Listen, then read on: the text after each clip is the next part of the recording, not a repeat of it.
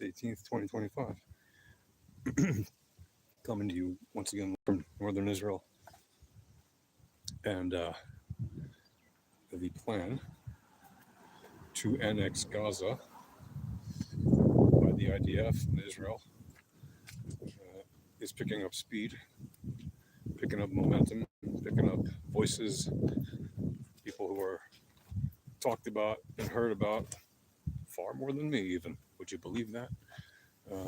John Spencer, if you saw Trigonometry, Trigonometry, something like that, this English video show, long form video show on YouTube, their latest video, at least the one that I saw of them, interviewed this guy, John Spencer, who's a U.S. military expert, former soldier, etc., officer, and knows a lot and is an expert about international combat, urban warfare, all that sort of thing, history of war globally around the world. Globally around, well, yes, that is what globally around the world would mean. And he went over some very interesting points in that interview, speaking about the data, speaking about means and methods and facts that are very obvious to anybody who has studied this subject for a long time. And he also came to the same point where he said, in war, borders change, basically. I'm paraphrasing, but basically he said, for anybody to expect the borders not to change, and basically implying that was foolish, and you should expect the borders do in fact change in war. And certainly in this war, that certainly could be this, the case, even should be the case, because that's the only way to really deal with this situation. And in addition, he said, just exactly what I've been telling you guys. He said that the reason to do it is because this is the one thing that the Hamas and the Gazans care about more than anything else, which is land, right? According to them. Now, we know publicly they also care about destroying Israel, killing all the Jews, etc., etc. We know that. But in terms of what they say they care about doing more than anything else, they want to free Palestine from the river to the sea. What does that mean? Apart from the killing of the Jews and Israelis, what does it mean? It means they want to take all the land. So if Israel is winning a war against them, we have every right to annex the land that we conquered from them. That's part of the price of war. You start a war, you run the risk of losing land. And if you start the war and you're the aggressor who started the war and you lose land, you don't really have any room to complain there. Especially not if we are to expect Ukraine in a war of defense to accept giving up land to their aggressor. That would be like if Hamas conquered a kibbutz or some land around Gaza and was able to hold it and we weren't able to get it back for some reason, and they would decide to annex it, even though they're not formally a state. But still, if they were to declare that it's now part of Gaza, and they were to declare that the laws of Gaza would apply there, and somehow we would accept that because even though we're winning, right, at the overall kinetic war. They're not winning the overall kinetic war. Israel is winning the overall kinetic war. And this is a war.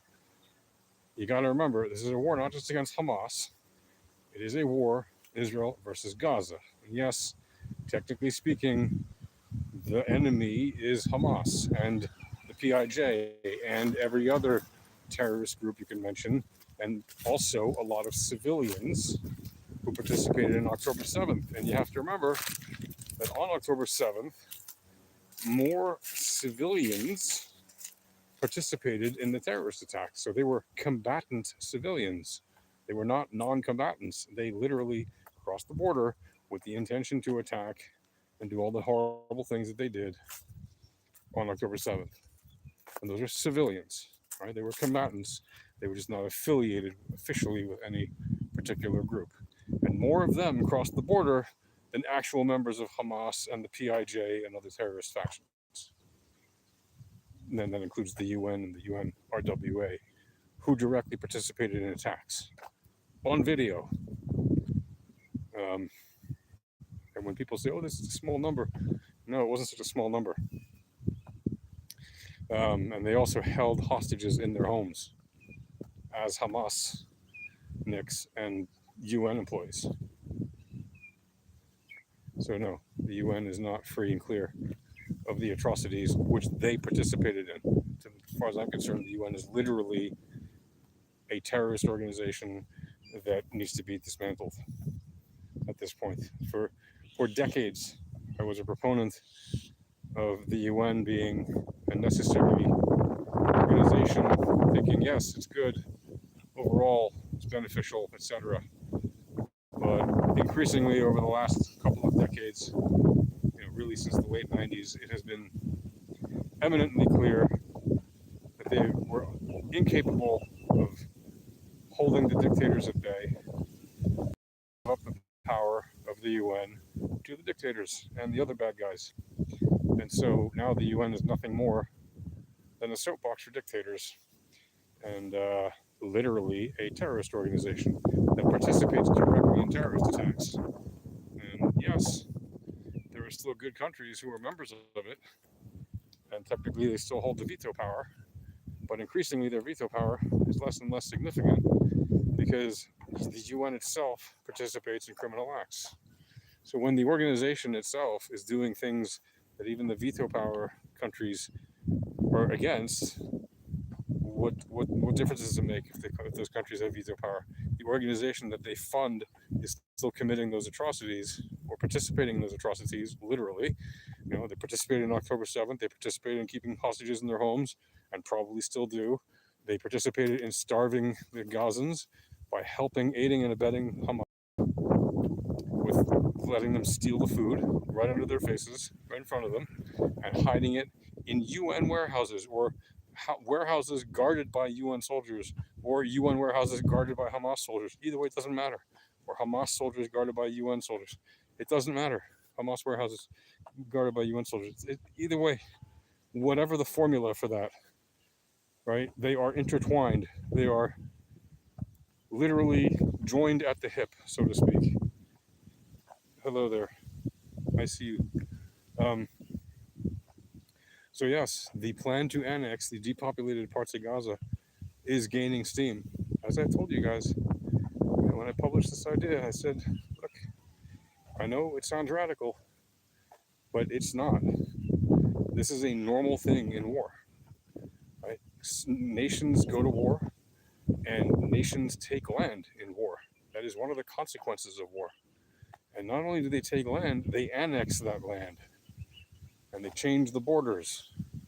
And you should bet that Israel will be eventually annexing the land in Gaza that's already depopulated.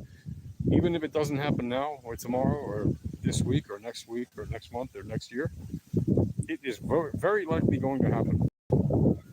Again, I remain still against the idea of occupying Gaza long term or even at all. I don't think we should do that. But that doesn't mean they're not going to. There's a very high probability Israel will, because they're already engaged in the battle right now to take control of Gaza and occupy it. To me, that's a shame because we know what happens with that. And that's just going to be exploited as another reason to say, oh, Israel is occupying Gaza. They've been saying that for the past 20 years, even though Israel has not been occupying Gaza. Now suddenly they're going to say, oh, you see, now they're occupying Gaza. Okay, so now you admit that for the past 20 years, Israel was not occupying Gaza. But they'll never admit that because the side that fights against Israel is just messed in the head. What did they? Why not? They were attacked. Said hi, hello there. Hi, Andrew, and hi. You both. To all of you folks. There's like two guys here, right? Two people, three people. Hello to all of you. 4 people. Wonderful to see you. I'm glad you're here. So the plan right now, technically speaking, Israel is going to occupy Gaza, starting with Gaza City. Again, I think that that's not good because that means that Israel has to be responsible for 2 million people in Gaza that we have no obligation to be responsible for at the moment. Instead, Israel should just annex the depopulated areas of Gaza. change the borders. That's it. And start doing it 2% per day. 2% because it's 50 hostages, so 2% per day. That gives them a 50-day window to release all the hostages or lose 100% of the land that's depopulated, which is roughly between a quarter and a third of the land in Gaza, right? Since about a half to 2/3 of the land in Gaza is already depopulated, or rather, oh no, sorry, Israel has control of between a half to 2/3 of the land, something like that, and about a half to 2/3 of that is depopulated, according to various reports. So Israel should continue fighting its war, and at the same time annexing the land that's depopulated, which it already controls. Just change the border. Go ahead, slap a fence, move the fence. Put a new fence there and do it. And for every day after, and I don't think you'll see it last 50 days. I think Hamas would give up. If you give them the 24-hour notice saying you got 24 hours to surrender all the hostages and surrender yourselves, or we begin annexing the land 2% per day. And even if for some crazy reason they would allow, not do it over 50 days time, then they would lose between a quarter to a third of Gaza already. And then Israel would continue to annex an additional 2% of whatever additional land it has conquered between the time they announced that plan and the time that 50-day window is expired. Right? So just keep taking 2% until they're literally sardines in a tin can.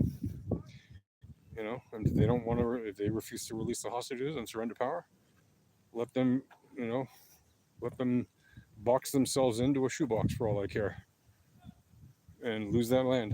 And then they will not be Israeli citizens because they will not be annexed, right? They'll still be in Gaza. It'll just be a smaller and smaller Gaza. And that's up to them. They want to have 2 million people living in one city. That's not a problem. There's plenty of cities with millions of people living in them. Everybody always says, oh, it's the most tightly packed corridor of land in the world. It's not. In fact, if you look at the numbers, Gaza is no more populated in terms of density than New York, like Manhattan, okay? Look it up. You can see for yourself. Google it. How many people per square mile, how many people per square kilometer in Manhattan, how many people per square kilometer or mile in Gaza. You'll see it's roughly the same number. It's nowhere near the most densely populated place on earth. It's not even close. It's a freaking lie.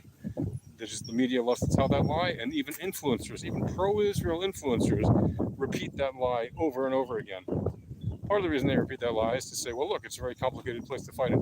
It may be a very complicated place to fight in. It does not make it the most densely populated place on earth. It just is not. It's an outright lie to say it. Okay? Look at the numbers. The numbers do not bear that out at all. Okay? Now, is it a lightly populated place in terms of people per square mile? Well, in the depopulated areas, it sure is. In the populated areas, namely the cities, no, it's pretty dense. It's like Manhattan, but it's not the most dense place on earth. There's certainly many places that are more dense per square mile than Manhattan, right? So it's a complete lie to say that Gaza is the most densely populated. It's just not. So they got plenty of room there for 2 million people to live in one city. If that had to be the case, no problem. Israel can annex 90% of Gaza, and they can all live in one small place. They can all live in Gaza City or in what's left of Rafah or whatever. Doesn't matter. They can all live in one city in Gaza. No problem. Build some buildings there for them. No problem. And they can live there. But if they're not going to give up the hostages, well, the price you pay for starting a war against a power that will destroy you if you start a war with them, that's the price you pay. Start a war with a more powerful country, right, that has all the ability to completely eradicate you and has every right to annex the land once they conquer it, then, the people there have to take that into consideration. And that's why I don't think it would last even a week that Israel would be annexing land. Frankly, I think they should have done this from the beginning. This war would have ended in the first week. And think of the tens of thousands of people who would still be alive, and the war that would have ended, and Hamas would have surrendered because they cannot afford to lose land in their name. But they, that would be like the worst thing for them, according to them. Yeah, that's worse to them than death. Well, if it's worse to them than death, put the irons to them on it, right? Put the pressure on them, put the leverage. Yes, that is a helicopter over here in northern Israel, as is often the case. Um, so, yeah, that's my take. And now we see other people, not just myself, but other people who are much more, quote unquote, media influencers um, currently, right? Like those folks from Trigonometry and that expert John Spencer who was on there talking with them. And we've already seen other people as well talk about the same thing, say basically the same thing. And we're seeing it more and more across different sites and social media and regular news media and YouTube and places like that. Um, there's a very high probability that we're going to see something to do with annexation happening. I'm already seeing it on different channels as well that talk about this stuff on a regular basis.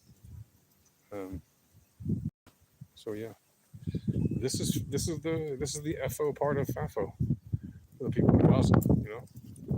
They effed around. Now they're gonna find out, and that's just how it is.